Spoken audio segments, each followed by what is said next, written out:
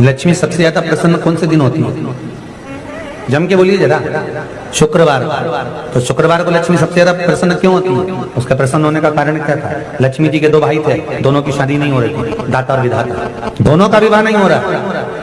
और दाता विधाता के लिए लक्ष्मी बड़ी परेशान थी, रोज नारायण से कहती थी, प्रभु कुछ कृपा करिए, दाता विधाता का विवाह नहीं हो रहा, उम्र होती चली जा रही है, इनका कुछ करिए प्रभु, आप नारायण आप कुछ तो कर सकते हो। भगवान नारायण ने तब लक्ष्मी से कहा, एक काम करो, बेलपत्री के पेड़ के नीचे बैठकर लक्ष्मी तुम अनुष्ठान करो तुम्हारे भाइयों के विवाह के लिए। इसलिए आज भी हमारे हिंदू धर्म की रीति है कि बेलपत्री के पेड़ के नीचे शाम के समय लक्ष्मी का वासा होता है। इसलिए लोग इस बेलपत्री के पेड़ के नीचे तुम्हारा रात्रि को शाम को 6 बजे से लेकर रात्रि को 8 बजे तक तुम्हारा निवास, जैसे पीपल के पेड़ में देवताओं का निवास, आपको आप लोगों ने यदि पद्म पुराण पढ़ी होगी या सुनी होगी तो उसमें स्पष्ट कहा है, पीपल के वृक्ष की गणना, ध्यान देना, पीपल के वृक्ष में सुबह 4 बजे से लेकर 7 बजे तक ब्रह्मा जी का वासा होता है। पीपल के वृक्ष में सुबह 7 बजे तक ब्रह्मा जी का वासा, 7 बजे से लेकर 10:30 बजे तक पीपल के वृक्ष में भगवान विष्णु का वासा। कितनी बजे तक?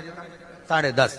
10:30 से लेकर 11:30-12 बजे तक पीपल के वृक्ष में पितरों का वासा होता है। इसलिए हमारे यहाँ पितरों को श्राद्ध पक्ष में जो भोजन कराया जाता है वो 10:30 से 12 के बीच में कराया। 12 बजे के बाद पीपल के वृक्ष में दोपहर के 1:30 बजे तक आहूतों का वासा रहता है। आहूत कौन? जो गर्भ में शांत हो गए, जो कुंवारी अवस्था में शांत हो गए, जो जन्म लेने के बाद उनका विवाह नहीं हुआ और शांत हो गए, उन आहूतों का वासा उस पीपल के वृक्ष में दोपहर में 1:30 बजे तक रहता है।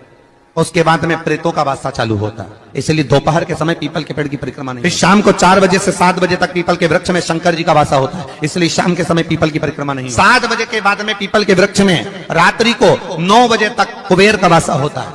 फिर 9 बजे के बाद में प्रेतवास चालू होता है। उसी तरह बेलपत्री का जो वृक्ष है, उस बेलपत्री के वृक्ष के नीचे रात्रि को 8 बजे से लेकर 12 बजे तक बेलपत्री के पेड़ के नीचे कुबेर का निवास होता है। महाराज, कुबेर का निवास। प्रयास करा करो किसी बेलपत्री के पेड़ के नीचे हम दीप लगाएं, घी का दीप। यदि संपदा की कमी हो तो, अगर भगवान ने खूब संपदा दी है तो भले मत लगाओ, कोई दिक्कत। महामृत्युंजय मंत्र का यदि आप जाप करते और आपको मालूम पड़ गया कि शरीर में मुझे ये रोग हो गया है, मुझे शुगर हो गया है, मुझे बीपी हो गया है, मेरा ब्लड प्रेशर ऊंचा नीचा रह रहा है, कोई भयंकर रोग, मेरे रिश्तेदार को कोई कैंसर जैसा रोग हो गया, किसी को कोई थायराइड हो गया, किसी को कोई किडनी और लीवर में सूजन हो गई, किसी को कहीं किडनी और लीवर में तकलीफ हो गई, तो शिव महापुराण की कथा कहती है, नवग्रह शिव महापुराण की कथा कहती है कि बेलपत्री के वृक्ष के नीचे महामृत्युंजय मंत्र का जाप जो शुक्रवार की शुक्रवार घी का दिया लगा कर करता है, उसके रोग बाबा देवाधिदेव महादेव समाप्त करते चले जाते हैं। ये संजीवनी मंत्र शुक्रवार के दिन भगवान शंकर को शुक्र को दिया था, इसलिए उस शुक्रवार के दिन बेलपत्री के वृक्ष के नीचे बैठ घृत का दिया लगाकर शरीर में जो रोग है उसका स्मरण कर कर शंकर जी से विनय कर कर, हे भोलेनाथ, आपने शुक्र देवता को संजीवनी मंत्र दिया है, तो क्या आप मेरे को वो मंत्र प्रदान नहीं करोगे? मेरे रोग, मेरी बीमारी, मेरे दुख को आप नहीं हरोगे?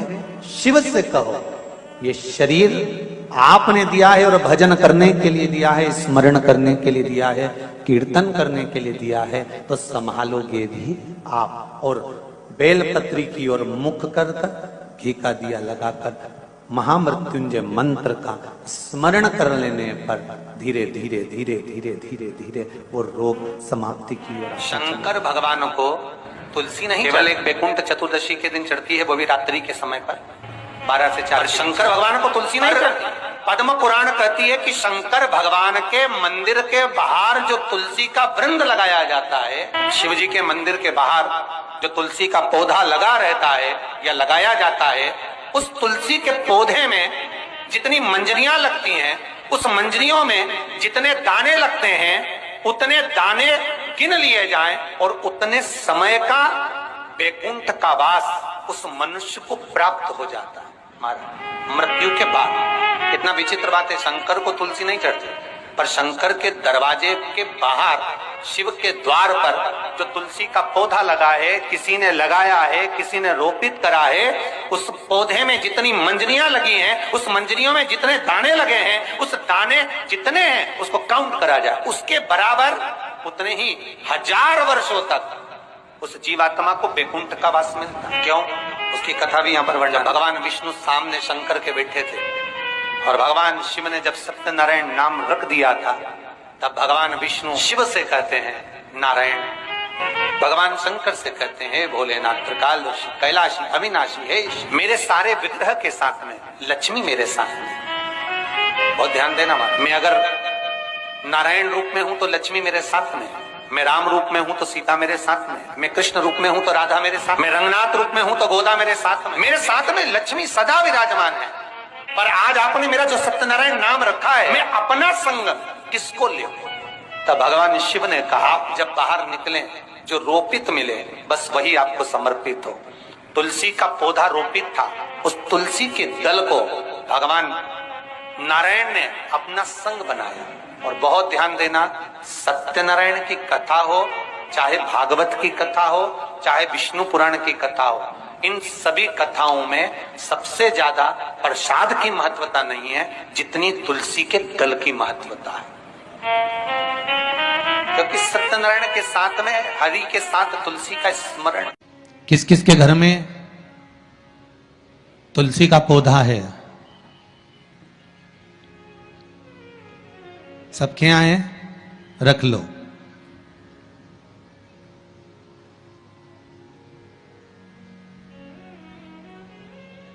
कहां लगा है? घर के अंदर कि घर के बाहर? घर के बाहर। ठीक है। दिया लगाते हो? अच्छा, कौन है वो जिस तुलसी मैया को दिया लगाते हो? कौन है वो? बोलते तो जाओ जरा जल्दी जल्दी। माता है। घर में जो सास है वो कौन है? वो भी बोलो तो जम के बोलो जरा। माता है। बैसाख का महीना चल रहा है, बहुत जोरदार गर्मी पड़ रही है, बहुत जोरदार गर्मी, खूब जोर की। तुम्हारी सास की कुर्सी घर के बाहर लगा दो।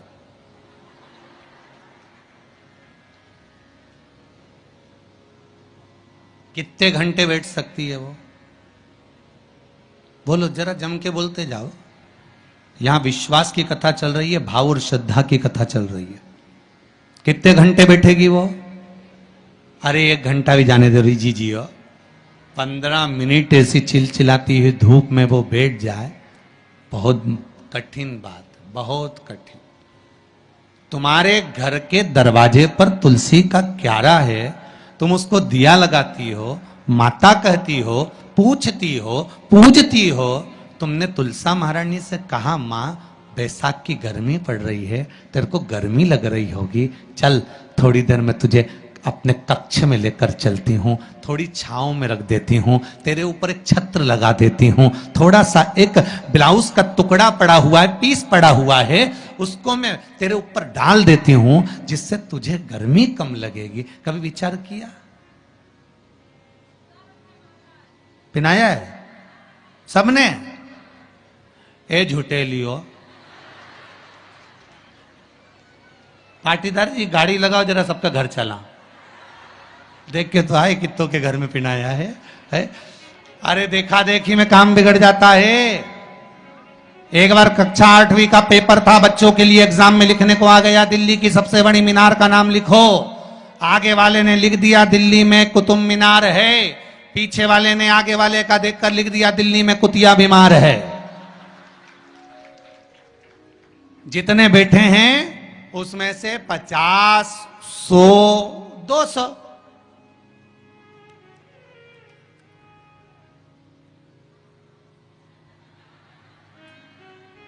अरे बोलो तो सही है, उतना बहुत।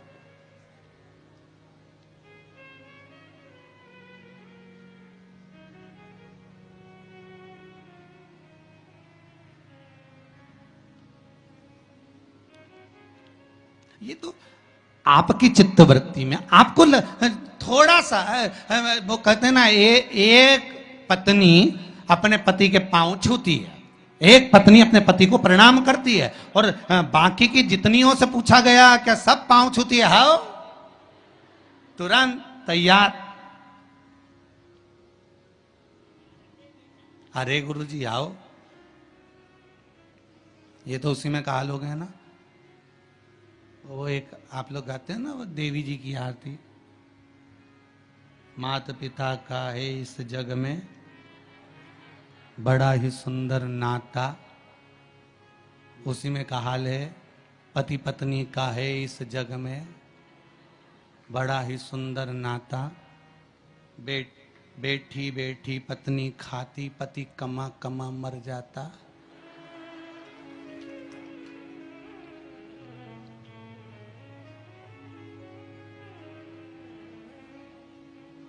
ओके, सारी तनख्वाह निपटाने वाली, बच्चों के नाम पर आइसक्रीम खुद खा जाने वाली। विचार करे सुक्का, अब सोचे कि एक उठाया सब ने, हाँ हमने भी डाल रखा है। अरे थोड़ा सा दिल में, हृदय में, चित्त में, मन में भाव लेकर जा, बस थोड़ा सा भी लाए ना, उतने में तो कल्याण हो गया। जैसे